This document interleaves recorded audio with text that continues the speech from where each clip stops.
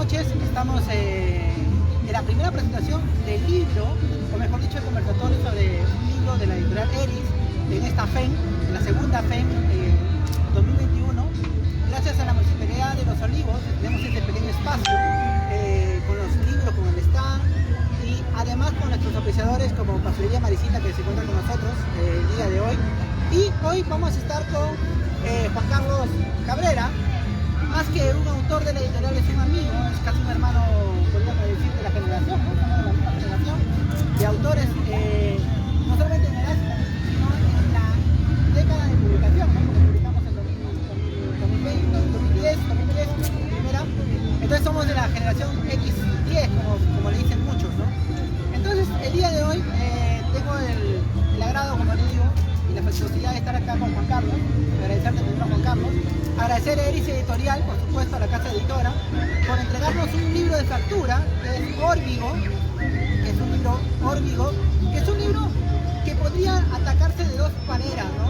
Un libro de cuentos, podría decírselo, si nosotros queremos leer por separados o en cualquier momento parte de la historia, pero ni siquiera así, porque si nosotros empezamos a leer en cualquier parte de las historias o en cualquiera de los capítulos, también podríamos encontrarnos con una novela con juegos temporales, ¿no? Porque podríamos ir de acá para allá y podemos entender lo que está pasando, lo que ha pasado, lo que ha sucedido, lo que le tiene por pasar al personaje principal.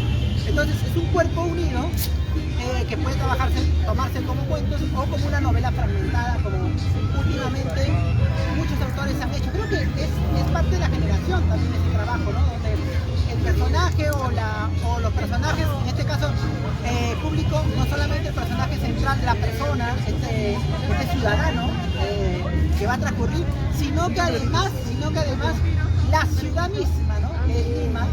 Que es Lima, transfigurada en Órbigo, que es la ciudad Órbigo, la oficial del libro, es también la que va a unir. Entonces, como la que va a unir el libro, en cualquier parte del texto, en cualquier parte de los textos, está Órbigo y está ese ciudadano, ¿no? Y está ida y vuelta entre el Órbigo y el ciudadano, entre estas discusiones, entre estos amores, ¿no? Porque puede ver, hay momentos donde el ciudadano se encuentra entregado a Órbigo, y por supuesto que se encuentra entregado a las personas que reiteran, que caminan, que van, que están en la ciudad misma, que es Órbigo. Entonces, podemos decir que hay una relación perfecta o casi perfecta, si lo queremos llevar así, entre Órbigo y el propio ciudadano, el ciudadano que es el personaje principal. Ahora, quisiera hablar un poco del arte artístico, para dejarte a Juan Carlos a explicar al público más o menos que cuentes parte de los cuentos, ¿no? Que quiere escuchar el público de qué trata Órbigo, pero quisiera antes de tener la participación, a tocar el tema artístico de la edición del libro, el diseño y lo que tiene que ver mucho con el texto y querer decir, ¿no? En la portada, como vemos al personaje principal dando la espalda, ¿no? a la toma fotográfica, y debajo la ciudad, ¿no? Como un halcón mirando para cazar a Órbigo, y vemos este verde que tiene que ver con mucha tendencia de colores, con muchas cosas o elementos del libro, ¿no? La oscuridad, la humedad, los vegetales de Lima, este otoño de Lima que parece que no puede morir, esa esperanza marxista, ¿no? Exactamente, la esperanza marxista, como dice Juan Carlos. Y también, por supuesto, el tema de la juventud, ¿no? Rodeada por ciertos vicios, ¿no?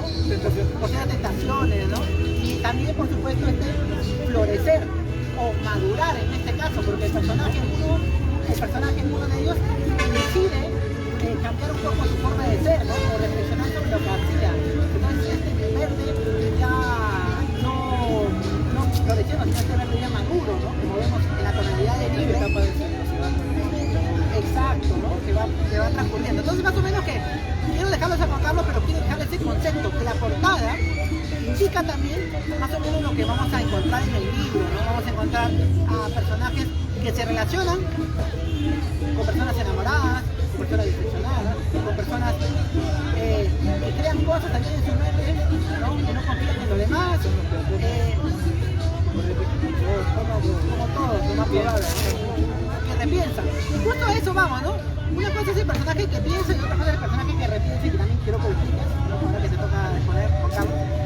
Es un poco Dostoyevsky en tu texto, ¿no? El personaje no solamente piensa lo que ha hecho, hecho, que más o menos lo que pasa con la mayoría de los limeños, el último en los cuentos, sino que hacen una contraposición de lo que va a ser también, ¿no? Hay momentos cuando bajan un carro, sube un carro, cuando alguien lo ve, está pensando.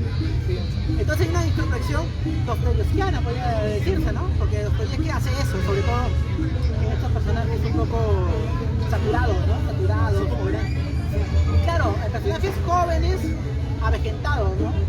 Y creo que eso sucede con la Lima que vivimos, ¿no? Hay tantas cosas ahí alrededor que los limeños, o en este caso los ciudadanos de Órbigo, salen a la calle y están pensando, no sé, pues posiblemente en salvarse de una balacera, en un robo, en el consumo, un tránsito un poco pesado, pero también están pensando al otro lado, exacto, también están pensando en el tema del amor, el raciocinio del repensar. Entonces, eso es más o menos lo que quiero que le expliques al público, cada cuento más o menos que aborda un poco.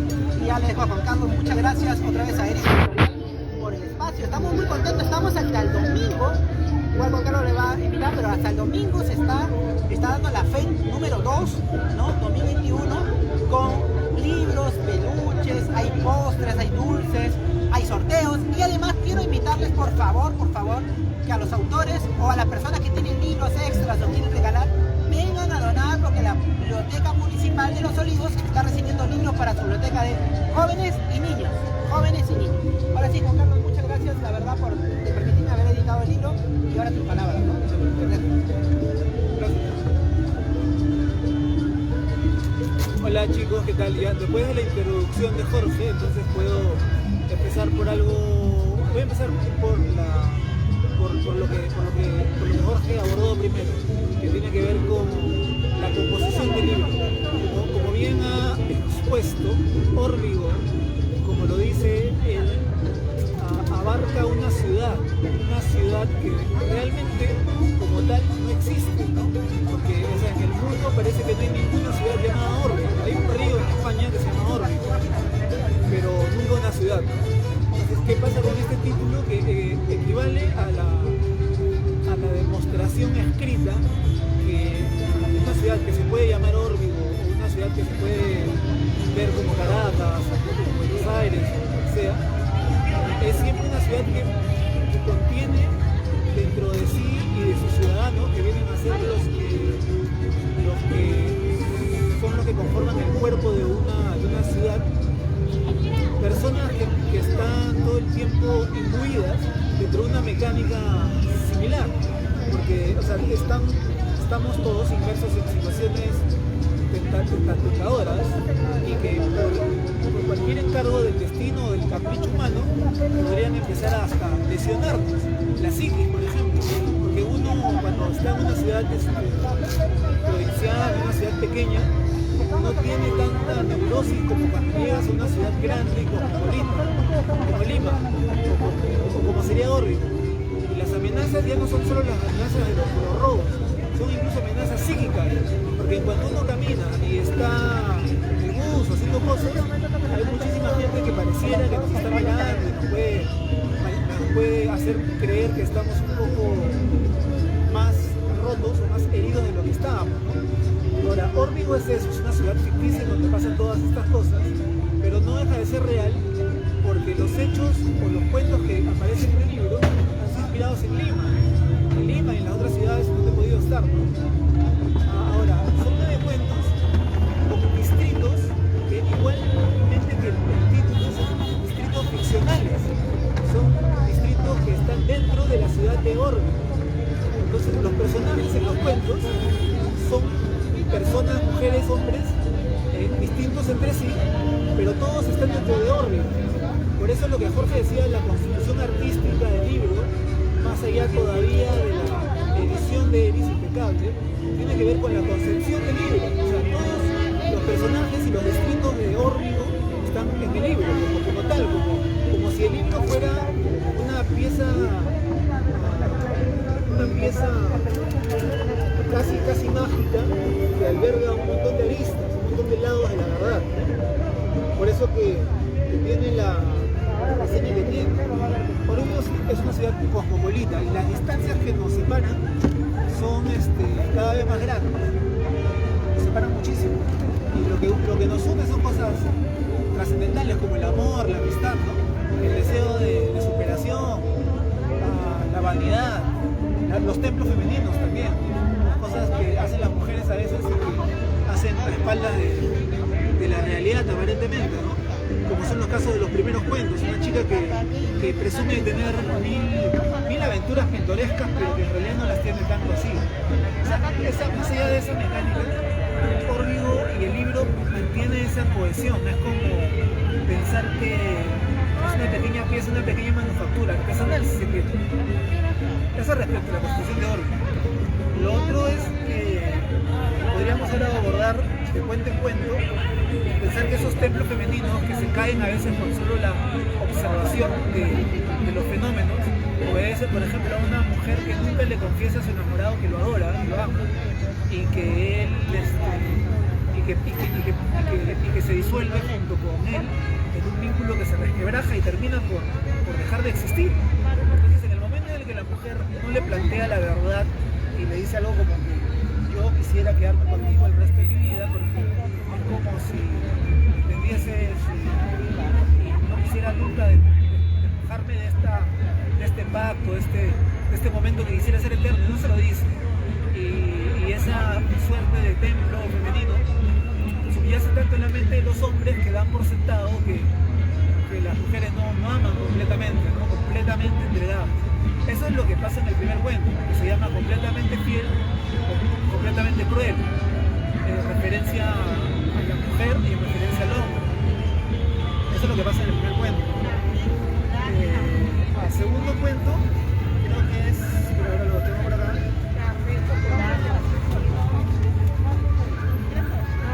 Coco el patrullero, o Dinamita se llama.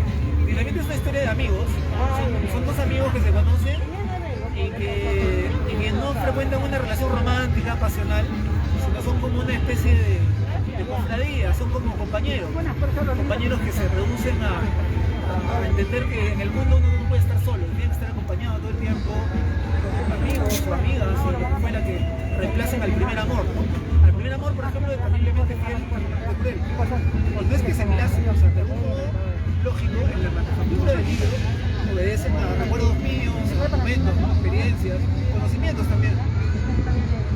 Y los personajes, o sea, aparentemente son distintos, pero todos los personajes transcurren dentro de Órbigo, dentro de una ciudad grande, cosmopolita, casi gigante, ¿no? Que tiene diferencias animales. ¿No? Este es el caso de Coco el patrullero, por ejemplo, que es como un patrullero vecinal, que es como los patrulleros que están en cualquier ciudad grande, que a veces parece que son un poco más discriminadores, por poner un término como ese, que los mismos vecinos, ¿no? Los vecinos están haciendo sus cosas, van a comprar pan, están entrando a la plaza, paseando con sus chicos. Ahora, resulta que los mismos patrulleros, o serenos como le decimos acá en Lima, a veces discriminan más a la gente que los mismos vecinos. Eso es lo gracioso. Lo otro es el segundo cuento que termina, el cuento que sigue es la calle. Y ese cuento tiene que ver con, así se llama la calle, con aquellos factores que no determinan, digamos, el tipo de tentación futuro que puede tener un chico que crece en un gueto, por ejemplo. Lo que yo llamo gueto es un término que existe en el Perú, en cualquier ciudad, me parece, de América. Un gueto tiene que ver con una especie de cono urbano. O sea, un gueto podría ser el Agustino, un gueto podría ser San Martín de Porres, o un gueto podría ser la Victoria. O sea, en esos distritos de donde los adolescentes no salimos hasta que cumplimos los 16 años o ingresamos a la universidad, y no salimos porque básicamente no tenemos actividades más allá del gueto, más allá del distrito. Y nos vamos formando sobre la base de las experiencias que ahí nos pasan, ¿no? Encuentros callejeros, inseguridad, situaciones delincuenciales o lo que fuera. Y nuestro carácter se va formando todo el tiempo. Entonces, ¿qué pasa con la calle, por ejemplo? Es un chico que ya salió del gueto, ¿no? Sale del gueto y empieza a hacer cosas distintas, va a la universidad, no sé, cualquier cosa, experimenta mil cosas. Pero hay otro chico que no sale del gueto y que para la historia del libro se encuentra con él de casualidad, un chico que ya ha salido a vivir el mundo el otro que se quedó reducido a las experiencias del gueto. Y de eso va la talla. Ese es como un encuentro interesante de lo que significa salir un poco de nuestras cárceles mentales, ¿no? Porque es eso, como entenderlo así. Lo otro, el cuento que sigue se llama Galletitas, que tiene que ver con una contemplación casi culpable, completamente culpable y responsable de lo que pasa con las adolescentes, por ejemplo, que no se dice mucho, ¿no? Pero pasa en las ciudades grandes. Imagino que hasta en los cuentos o en las historias de autores peruanos ya o sea, ya un poco más grandes, más ancianos, pasan con los adultos de 40, de 50, que empiezan a ver a las adolescentes como algo parecido a una potrilla pura sangre, ¿no? Entonces Galletitas tiene que ver con eso, con la expectación de los hombres maduros en las adolescentes que están empezando a ser mujeres, ¿no? Solo como una especie de expectación, no más allá de eso. Luego está el proceso de intoxicado, el cuento intoxicado, que tiene que ver también con lo que pasa en una ciudad grande, con un chico que experimenta con cannabis sativa, por ejemplo. Y va de eso también. Luego está el baño ministerial, que tiene que ver con esas leyendas que se constituyen en los bares de los distritos bohemios, en donde pueden existir o puede existir jaurías, por así decirlo, de barrios distintos, de guetos distintos, de distritos un poco más snobs de la ciudad, y todo, es como si toda la ciudad se conjurara dentro de un bar de esos místicos que existen, por ejemplo, en Lima como Barranco, por ejemplo, ¿no? O en Buenos Aires serían como Palermo, por ejemplo. Pero o sea, siempre existen o coexisten ese tipo de bares místicos o míticos también, donde pasan todas esas cosas con experiencias con la música, con los estupefacientes, con los psicoactivos y con lo que terminan por quebrar un poco a gran parte de la sociedad, ¿no? De una ciudad. Porque ¿qué pasa bueno, esa parte va el tema.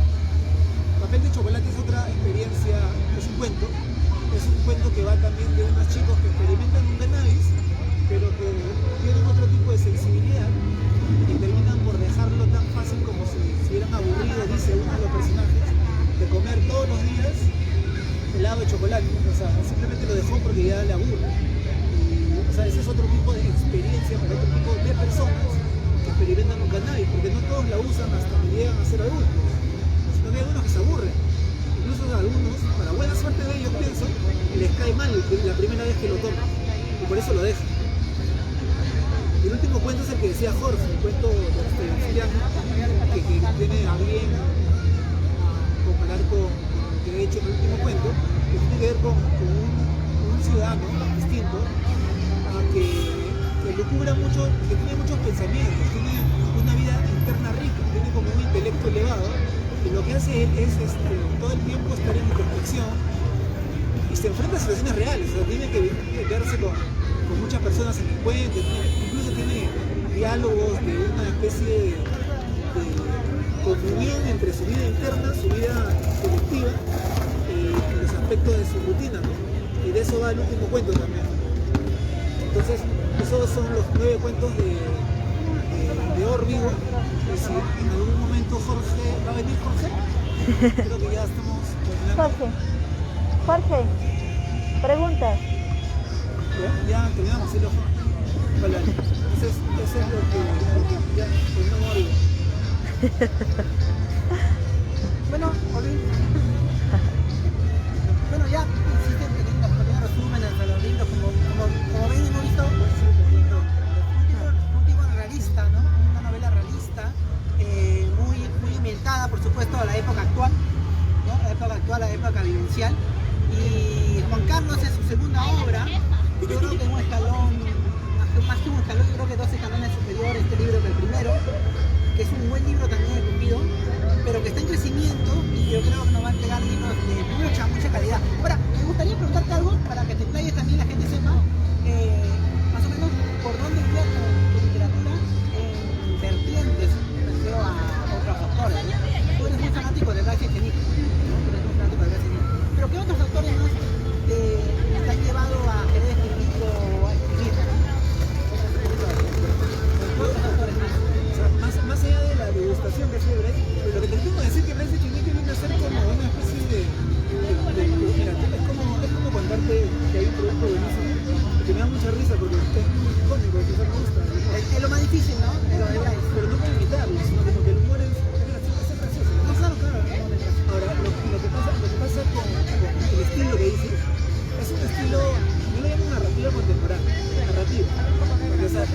tiene mensajes poéticos y figuras poéticas y cosas así, porque o sea, claro, he leído poesía, escrito poesía, también nunca he publicado poesía, pero lo he escrito. Pues no creo que publique tampoco poesía, porque es muy básica la poesía.